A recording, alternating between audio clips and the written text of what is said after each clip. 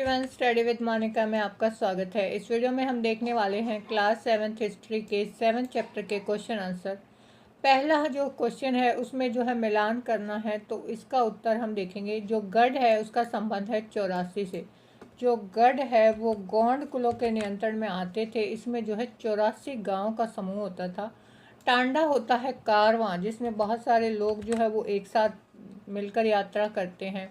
श्रमिक का संबंध है पाइक से। कुल जो है उसका संबंध है खेल से।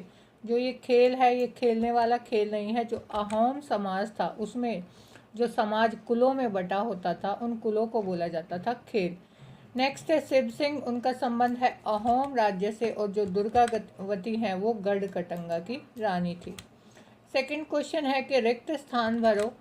पहला है कि वर्गों के भीतर पैदा होती नई जातियां क्या कहा जाता था उनको, इसमें आएगा श्रेणियां। दूसरा जो है अहोम लोगों के द्वारा लिखी गई जो ऐतिहासिक कृतियां थी उनको बोला गया है बुरंजे। तो तीसरा है कि अकबरनामा में इस बात का उल्लेख क्या है कि गढ़ कटंगा में 70,000 गांव थे। तो थर्ड में आएगा अकबरनामा।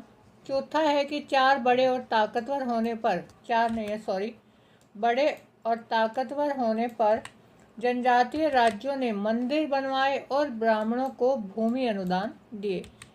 बड़े होने पर जो जनजातीय राज्य थे उन्होंने क्या क्या किया, मंदिरों का निर्माण करवाया और ब्राह्मणों को भूमि अनुदान यानी उनको भूमि जो है दान में दे दी। नेक्स्ट क्वेश्चन है कि सही या गलत बताएं। जनजातीय समाजों के पास जो समृद्धवाचक परंपरा थी, ये बिल्कुल सही है। समृद्धवाचक का मतलब क्या है कि जो जनजातीय समूह है उसमें जो भी उनके रीति रिवाज हैं, जो भी परंपराएं हैं, वो लिखित रूप में नहीं होती थी बल्कि मौखिक रूप में जो है एक पीढ़ी से दूसरी पीढ़ी में स्थानांतरित होती थी। नेक्स्ट है कि उपमहाद्वीप के उत्तर पश्चिम भाग में कोई जनजातीय समूह नहीं था। तो ये गलत है, क्योंकि भारत के लगभग सभी हिस्सों में जनजातीय समूह थे। तीसरा है कि गौंड राज्यों में अनेक नगरों को मिलाकर 84 बनता था। तो ये गलत है, क्योंकि जो 84 थे वो गढ़ में बने थे। नेक्स्ट है कि भील उपमहाद्वीप के उत्तर पूर्वी भाग में रहते थे। ये भी गलत है, क्योंकि जो भील है वो भारत के पश्चिमी और मध्य भाग में रहते थे। क्वेश्चन नंबर 4 है कि खाना बदोश पशु चारकों और एक जगह बसे हुए खेतीहरों के बीच किस तरह का विनिमय होता था। खाना बदोश पशु चारक कौन होते हैं? जो लोग अपने पशुओं को लेकर एक जगह से दूसरी जगह पर घूमते रहते हैं। थोड़े दिन एक जगह पर रहेंगे, फिर जो है वहाँ से दूसरी जगह चले जाते हैं। एक जगह पर टिक कर ये लोग नहीं रहते हैं। और जो खेती करने वाले जो लोग हैं वो एक जगह पर रहते हैं। तो इनमें जो है एक किस तरह से वस्तुओं का विनिमय यानी लेन देन होता था। खाना बदोश पशु चारकों और खेतीहरों के बीच जो है वस्तु विनिमय होता था, जिसमें एक वस्तु को देकर दूसरी वस्तु प्राप्त की जाती थी। यानी वस्तु के बदले वस्तु देना। जैसे हमने किसी से कोई सामान खरीदा तो हम क्या करते हैं, उसको पैसे देते हैं। ये लोग पैसे देने की बजाय जो है वस्तुओं का लेन देन करते थे। खाना बदोश चरवाहे अपने जानवरों के साथ दूर दूर तक घूमते रहते थे। उनका जीवन जो है वो दूध और अन्य पशु उत्पादों पर निर्भर करता था। यानी उनके पास जो पशु होते थे उनसे दूध प्राप्त होता था, या जो अन्य उत्पाद हो, चाहे वो घी है, ऊन है, भेड़ों से प्राप्त होती है, तो उनके ऊपर ही उनका पूरा जीवन निर्भर करता था। खाना बदोश चरवाहे ग्रस्तों से, ग्रस्त यानी जो लोग घर बनाकर एक जगह पर टिक कर रह रहे हैं, उनसे वो अनाज, बर्तन, कपड़े और ऐसी चीज़ें उनके बदले क्या देते थे, उनको दूध, घी और ऊन देते थे।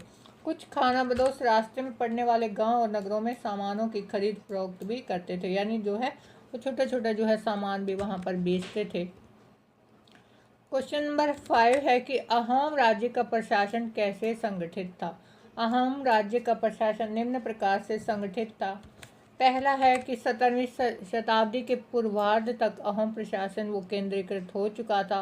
अहोम जो समाज है वो कुलों में बटा हुआ था, छोटे छोटे कुलों में बटा हुआ था, जिनको खेल बोला जाता था। लेकिन बाद में इन कुलों की एकता जो है वो भंग हो गई।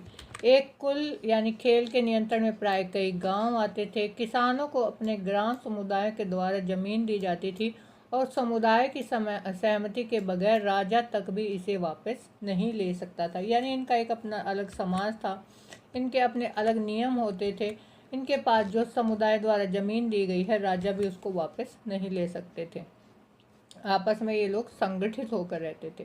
क्वेश्चन नंबर 6 है कि वर्ण आधारित समाज में क्या परिवर्तन आए।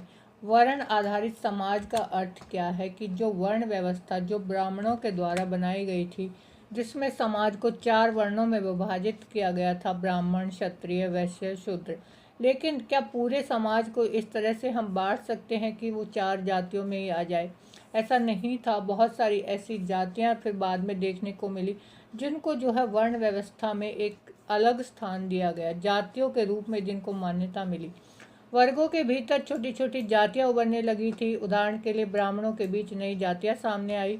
यानी अगर मान लो कि कोई जो है सुनार है, लोहार है, ये लोग अलग काम करते हैं, तो इनके जो है सामने समस्या आई कि उसको ब्राह्मण में रखें, क्षत्रिय में रखें, वैश्य में रखें या शूद्र में रखें। तो इसलिए बाद में जो है ये जातियाँ उभर कर सामने आई। दूसरी ओर कई जनजातियों और सामाजिक समूहों को जाति समाज में शामिल कर दिया गया और उन्हें क्या किया, जातियों के रूप में दर्जा दिया गया।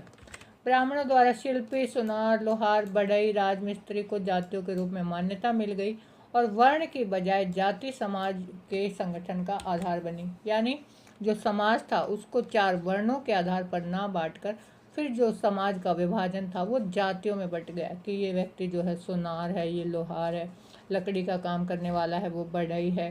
इस तरह से जो समाज है वो जातियों में बट गया। क्वेश्चन नंबर 7, एक राज्य के रूप में संगठित हो जाने के बाद जनजाति समाज कैसे बदला? एक राज्य के रूप में संगठित हो जाने के बाद जो जनजातीय समाज था, जनजातियाँ क्या होती है? जनजातियाँ वे लोग थे जिन्होंने इन ब्राह्मणों के द्वारा जो बनाए गए नियम थे, जो इनके कर्म कांड थे, इनको नहीं माना और समाज में अपने आप को जो है अलग रखा था। अपने अलग नियम बनाए थे इन लोगों ने, एक साथ मिलकर ये लोग रहते थे, इनको बोला जाता था जनजातियाँ। हूण, चंदेल, चालुक्य कुछ दूसरी वंश परंपराओं में से और कुछ जो है पहले जनजातियों में आते थे। बाद में कई कुल जो है राजपूत मान लिए गए। धीरे धीरे उन्होंने जो है पुराने शासकों की जगह ले ली और विशेषकर कृषि वाले क्षेत्रों में। यानी ये लोग जो है, ये जनजातियां हैं, ये एक राज्य के रूप में संगठित होने लगी। शासकों के रूप में राजपूत गोत्रों के उदय के उदाहरण का जनजातीय लोगों ने अनुसरण किया। धीरे धीरे ब्राह्मणों के समर्थन में कई जनजातियां और जातीय व्यवस्था का हिस्सा बन गई, लेकिन केवल कुछ प्रमुख जनजातीय परिवार ही शासक वर्ग में शामिल हो सके। यानी ये लोग संगठित तो हो गए थे, लेकिन कुछ प्रमुख जनजातियां थी वही शासक वर्ग में शामिल हुई, बाकी जो है वो जातियों के रूप में ही रही। क्वेश्चन नंबर 8 है कि क्या बंजारे लोग अर्थव्यवस्था के लिए महत्वपूर्ण है? बंजारे क्या होते हैं? जो लोग इधर उधर घूमते रहते हैं, जिनके स्थायी घर नहीं होते। तो हाँ, बंजारे लोग हैं, अर्थव्यवस्था के लिए महत्वपूर्ण है। क्यों? क्योंकि बंजारे लोग सबसे महत्वपूर्ण व्यापारी खानाबदोश होते थे। यानी वो लोग एक जगह से दूसरी जगह पर घूमते तो थे, लेकिन व्यापार भी करते हैं, चीज़ों का लेन देन करते हैं। सल्तनत काल में बंजारे नगर के बाजारों तक अनाज की ढुलाई का काम करते थे। यानी जो अनाज है उसको जो है ढोने का काम करते थे ये बंजारे। विभिन्न इलाकों में अपने बैलों पर अनाज ले जाकर शहरों में बेचते थे। ये जो बंजारे होते हैं, इनके पास जो है पशु होते हैं, तो ये अपने बैलों का प्रयोग करते थे अनाज को जो है शहरों में पहुंचाने के लिए। सैन्य अभियानों के दौरान वे मुगल सेना के लिए खाद्यान्नों की ढुलाई करते थे। यानी जो मुगल काल था उसमें जब भी सैनिक अभियान चलते थे, सेनाएं जो है बड़ी बड़ी सेनाएं होती थी, उनके लिए जो खाद्यान्न यानी खाने की आपूर्ति करनी होती थी, तो वहाँ पर भी ये सामान की ढुलाई, खाद्यान्नों की ढुलाई करने का काम करते थे अपने बैलों के द्वारा। बंजारे किसी भी सेना के लिए 1 लाख बैलों से जो है अनाज ढोया करते थे, क्योंकि इतनी जो है ये सेनाएं जो है ये बड़ी विशाल होती थी, इनको बहुत सारे जो है खाद्यान्नों की आवश्यकता पड़ती थी। तो 1-1 लाख जो है बैल इनके पास होते थे और ये अनाज को ढोने का काम करते थे। तो किसी भी अर्थव्यवस्था के लिए जो बंजारे हैं वो महत्वपूर्ण हैं।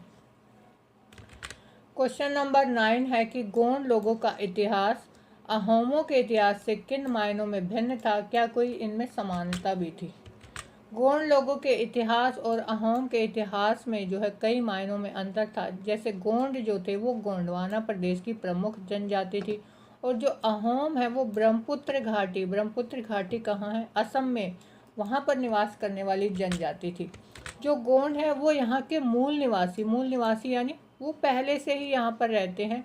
लेकिन जो अहोम है वो म्यांमार यानी बर्मा से यहाँ पर आए थे भारत में। दूसरा है कि जो गोंड है, तीसरा कि आग्नेय अस्त्रों का प्रयोग करना नहीं जानते थे, जबकि अहोम जो थे वो उच्च स्तरीय बारूद और तोपों के निर्माण में कुशल थे।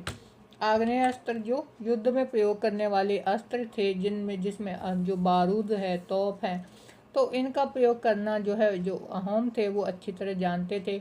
जो गोंडवाना राज्य है वो अहोम राज्य की तुलना में काफ़ी बड़ा भी था। इनमें कुछ समानताएं भी हैं कि ये दोनों ही जनजातियां हैं। जनजातियां क्या है, जैसा मैंने आपको बताया कि जनजातीय लोग वे थे जो ब्राह्मणों के द्वारा बनाए गए नियम, इनके कर्म कांड है, इनको नहीं मानते थे, बाह्य आडंबरों को। इनका अलग समाज होता था, अपने इनके खुद के नियम बनाए गए होते थे। ये लोग मिलकर एक साथ रहते थे, अलग इनके रीति रिवाज होते हैं। तो ये अलग जनजातियां थी। दोनों ही जनजातियों ने अपने अपने साम्राज्य स्थापित कर लिए थे, लेकिन इन दोनों को ही मुगलों ने हराया था। यानी इन दोनों के ऊपर मुगलों ने अपना नियंत्रण स्थापित किया था। तो ये थे 7th class history 7th chapter के क्वेश्चन आंसर। वीडियो आपको अच्छी लगी हो तो चैनल सब्सक्राइब करें और बेल आइकन प्रेस करें ताकि आपको आने वाली वीडियो की नोटिफिकेशन मिलती रहे।